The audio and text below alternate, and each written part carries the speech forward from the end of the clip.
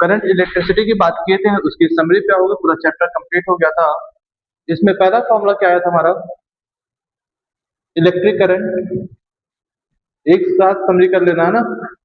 Electric current कितना होगा, I equal to Q upon T equal to N E upon T.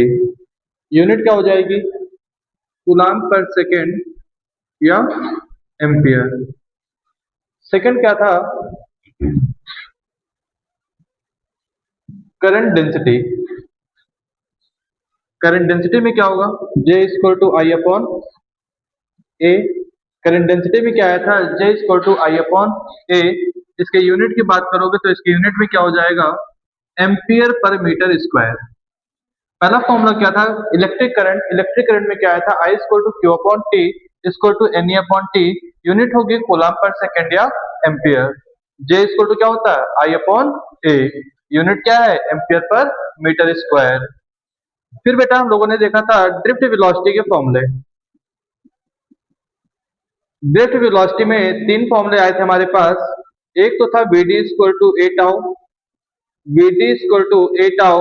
Second formula क्या था, V D equal to E E tau, E E tau upon M. और third formula क्या आया था, V D equal to E V tau upon M L. तो drift velocity के तीन फॉर्मूले थे, एक था A tau, E tau upon M, E V tau upon M L. आज ये लर्न भी करना है इसको, ठीक है। तो यहाँ पे करंट का क्या फॉर्मूला था, इलेक्ट्रिक करंट होगा I equal to Q upon T equal to N E upon T, J equal to I upon A. और वीडी के तीन फॉर्मूले होते हैं, एक होता है A tau, E tau upon M and E V tau upon M L, right. आगे देखो, वीडी के बाद फिर हम लोग जब चले थे तो रेजिस्टेंस के साथ आए थे।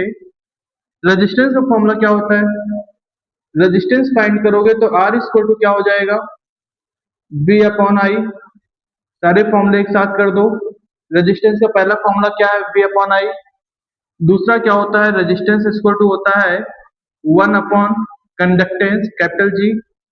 रेजिस्टेंस का पहला फॉर्मूला क्या है, B upon I. Second formula क्या है, 1 अपॉन जी। तीसरा फॉर्मूला क्या होता है, M L upon N E square A tau, ठीक है। एक फॉर्मूला होगा v upon I, R equal to 1 upon G, R equal to M L upon N E square A tau. और फिर क्या देखा था, R equal to rho L upon A, rho L upon A. वही मैंने चाहे resistivity से are A upon L कर लो ना, चाहे R equal to rho L upon A कर लो। क्लियर हुई बातें। आगे देखो, फिर रेजिस्टेंस का सारे फॉर्मूले एक साथ हो गए। और अब हम लोग बात करेंगे किसकी, यहाँ पे रेजिस्टिविटी की बात करेंगे। तो रेजिस्टिविटी का फॉर्मूला क्या होता है, rho equal to E upon J. Resistivity का पहला फॉर्मूला क्या है, ई अपॉन जे। और सेकेंड इसी को इंटरचेंज करेंगे तो हमारे पास क्या आ जाएगा, rho equal to R A by L.